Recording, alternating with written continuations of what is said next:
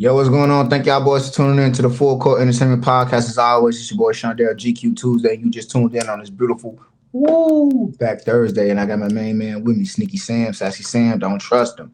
So as you can know, you guys already could tell, NBA trade deadline going on today, and honestly, I'm just gonna say this: wasn't very spicy of a trade deadline like it typically is in the NBA, and that's okay. That's all right because it seems like teams they kind of like what they got.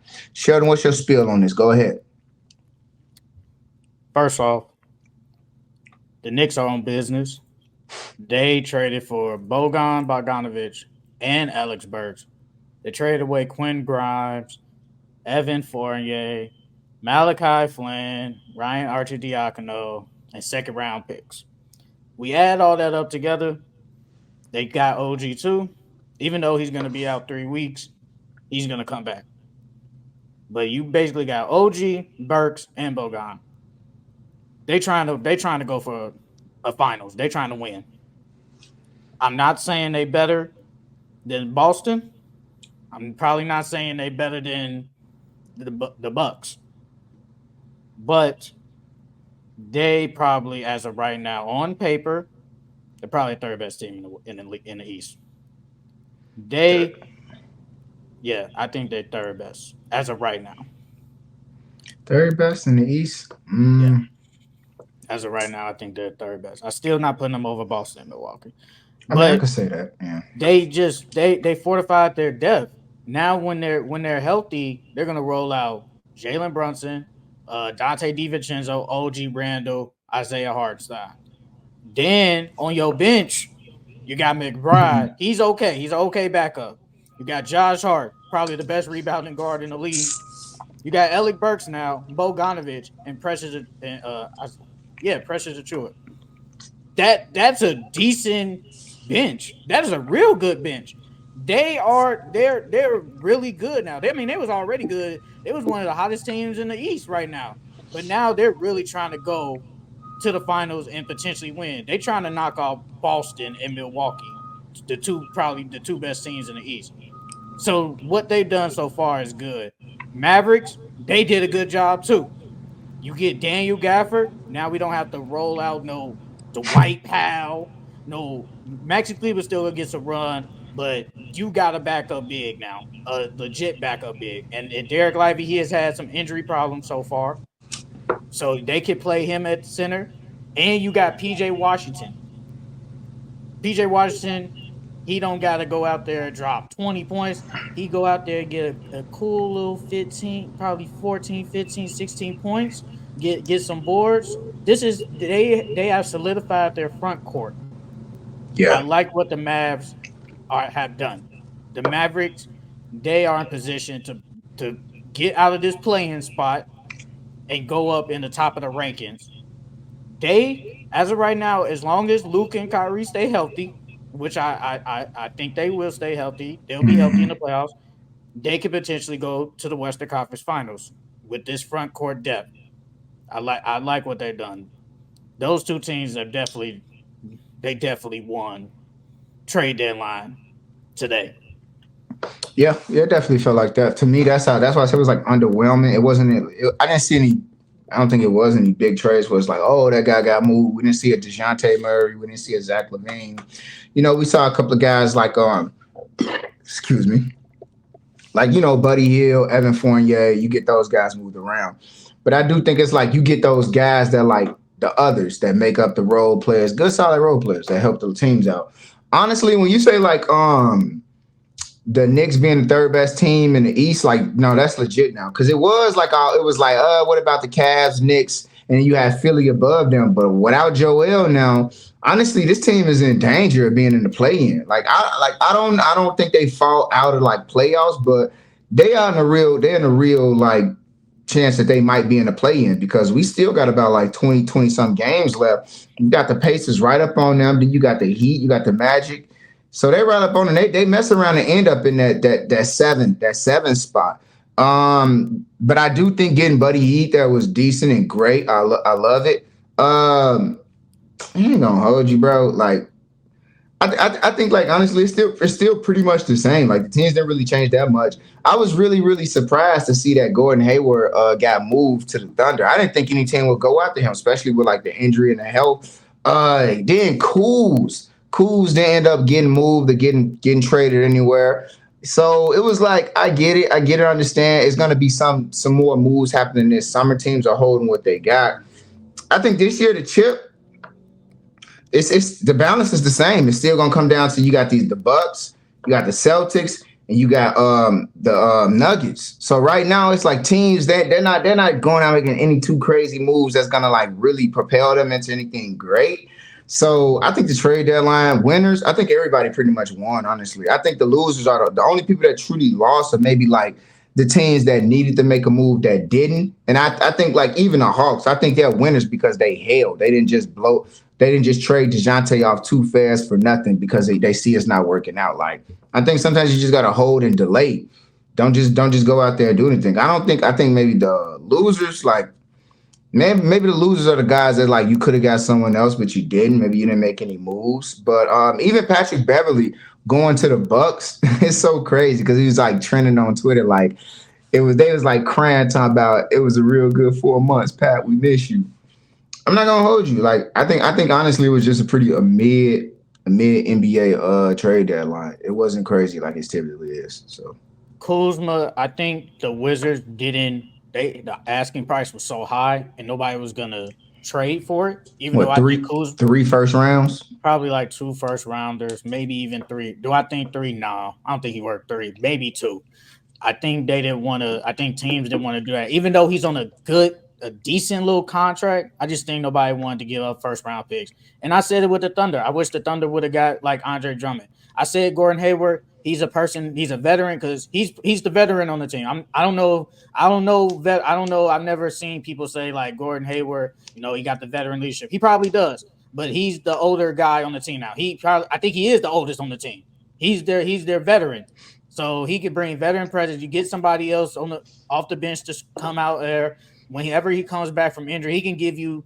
He probably get not limited minutes, but maybe 20 minutes. He could give you. I think he can give you at least 12, 13, 40, 15 points off the bench. I think that's perfectly fine. I wish they would have got Drummond. That's what they needed. They need size. Like Chet, you could have moved Chet to the four and probably could have got Andre Drummond. But then it was that report yesterday talking about the Bulls was probably asking for like a second round pick. They said shit, maybe even a first round pick. I don't think Drummond worked first, but I think you definitely could have got him for maybe like 2 seconds. I think Drummond worked the first I round pick think whole I time. think you could have got at least 2 seconds for him, and he could have helped with that front court. He's gonna rebound. Is he a defensive player, rim protector? No, that's not his game. He's just gonna grab the boards, get a lot of offensive rebounds, and put it back up. That's always been his game. That's what they needed. They didn't do that. Hmm. So that kind of hurts. But the Gordon Hayward move is like, it's okay. And plus, he's a free agent, so you don't have to sign him. And then they got off the Davis Bertans contract. That was a waste. He wasn't playing. Like that was then he was going to be on the books for next year. Then like they don't need him. That was a waste. So it was like it was okay. I wish Dejounte he was probably the best player available. The Hawks said, "Yeah, we're gonna stand still. We don't got nothing. Y'all ain't really giving us what he's worth." They said his asking price is high, so they just said, "Forget it. We'll just keep him and probably see. Hey, let's see if it works." They've been playing somewhat okay, I guess. They lost two in a row, but they've been okay. And let's see what they can do. Keep this playing spot and then if it don't work out, they could just flip him in the summer and get the same price. So Man. So when you bring up like Dejounte and stuff like that, and I really think about like him, and we had that narrative, like fans around the league had that narrative with like him going back to the Spurs. I do think it's very interesting to see what the Spurs did and what they didn't do. I think right now that's the team. That's the team we got to look out for over this offseason, this upcoming offseason. Because it's like right now, all those players around him and this whole like get Wimby the ball and not give him the ball, and everybody's trying to be the star because they're on national TV. We're gonna see a lot of guys get shipped off and moved this offseason. I think I wouldn't be surprised. I wouldn't be surprised if you end up getting one of these like low key stars, not superstars. A star. I think if the Spurs end up getting a star player to pair up with Wimby. So I do think like honestly, I can see Dejounte back if it's not DeJounte, I wouldn't be surprised if it's Trey. I wouldn't be surprised if it's like someone else. Cause like I think this trade deadline, it shows that like teams are looking at the future. They're not looking to do something too crazy. They're not just off giving all their players off to the Lakers or whatnot. So I think this offseason coming up, I think the Spurs are one of them teams you got to look out for like, okay, wait a second. Just like how, JD was in the group chat talking about looking what the Pacers did. I sort of don't see it, but maybe you could tell me. But like, I think he's probably saying they're getting like expiring contracts. They're gonna sign Pat. They're gonna try and re-sign Pascal. They have his bird right, so they can go over the cap and sign him to the max. Then they could potentially get another player. I don't think they get another star player, but they can get somebody else that's pretty decent. But who's that out? in salary? This free agency, I think it's like next 2025 that free agency. That's I saw a picture. I know it was LeBron, Pascal, James Harden, Paul George, some other players, but do I think they go to Pacers? No, I don't think so. None of those players will go. I don't think those players fit their timeline anyway. So I gotta get what JD's saying. They're trying to dump salary. And that's what the Knicks are doing. The Knicks they got rid of them salaries. They got rid of the Evan Fournier contract, and even the Sixers. You said Buddy Hield. It's like they didn't give up anything. Like no one really gave up a lot for these players. Like I remember what was it like a year or two ago? The Lakers they said Buddy Hield and Miles Turner worth like 2 first-round picks. The Sixers only gave up They gave up Frank Korkmaz, Marcus Morris, and 2 second-round picks just for Buddy Hield. I think Marcus Morris did he get waived too? Yeah, they waived Pacers. No, Spurs. He got rerouted to Spurs and Spurs waived him. The Spurs waived him. So it's like there's that doesn't they didn't do anything. And Buddy Hield's a free agent after the year, but it's like it doesn't matter. Them second round picks, I don't know what them second round picks. We don't know if there's gonna be a Jokic or a weak player. We don't know. And Frank Korkmaz, he never got tick. Marcus Morris, he got some tick, but it's like he ain't doing nothing. So it doesn't matter. And then I think it was a report. It was like early in the morning. It was like it's hard for teams now with these new rules with the cap to get somebody good because you ain't trying to get over this. You ain't trying to get over the second apron. So it's like, is it worth this? Is it worth trading this person if he's not gonna help me win a championship? Should I, as an owner, pay whatever the second apron tax is? So it's like, is it worth it? I like that. I like it because I feel like it's forcing teams to be more responsible. They aren't just selling off their futures and just shooting themselves in the foot. Like, man, you shouldn't have did that. Now 3 years later, it ain't like. I like that teams are being forced to be more responsible and aren't just blowing it all up and just giving up. Because it was a lot of second round picks given out this trade deadline. It was a lot. And I think that says something right there. There was a lot of second round picks. Usually people don't even care about those like that. I didn't really see too many first round picks moved. And then the picks that were moved, it was like they're in there for like 2030, 2032.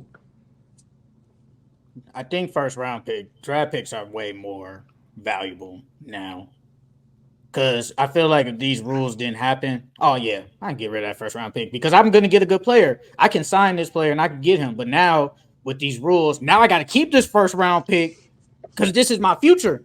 Mm-hmm. And then I'm getting them on a little small deal. So these first round picks mean something. Now, second round picks, it depends on how you take it with the second round picks. They could be used. They could be useful. They could be trash, but that could be somebody else's treasure. But them first round picks now, because that's what it is now. Now teams are gonna have to build around through the draft. It's gonna be some free agents, obviously, but with the second apron now I really gotta get this guy, and it's gonna be now you really gotta hit on this guy in the draft. The Pacers just waived Frank Korkmaz. They just waived Corey Joseph too. The front runners to sign Spencer Dinwiddie. I mean we know that's gonna happen. Then what else just happened? Well, that's only what just happened in like the last that happened at 5:46. They just waived Frank Korkmaz. I always mess his name up. I'm sorry about that, bro. Oh, you said it right, Frank Korkmaz. You said it right. Yeah. You said it right.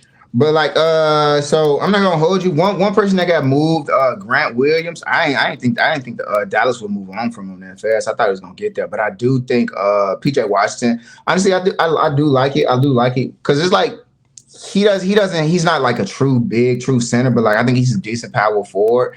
And I do think like with the pieces they do have, it does kind of create a more some size for them down there. Because like in that West, you have to figure out some. It's nothing you could do to stop Jokic, but damn, give him a speed bump. So I think that's the best course of action. And I think PJ Washington he definitely had the better season than Grant Williams this year. The Charlotte, like I'm not surprised they traded off who they traded off, but I don't know. I don't really know what's their future still. I just don't know what it is still. Because then you get LaMelo Ball there. I get it. He's a generational talent. He's amazing. But LaMelo Ball is his health concern, his ankle. It's like the beginning of Curry. Like if he can't figure it out, like how to stay healthy and stop rolling his ankle, stop getting hurt, and it won't matter anything for them. So it's like I think they really got some figuring out to do. So they still got they got Brandon Miller, who's a really solid rookie, but he's getting outballed by like Wembyana and Chet. Like it's hard, but he's actually having a really good rookie season. And it's like you got Miles Bridges. I think he's just on that 1 year. I don't think he's going back to Charlotte, especially with how bad they're playing.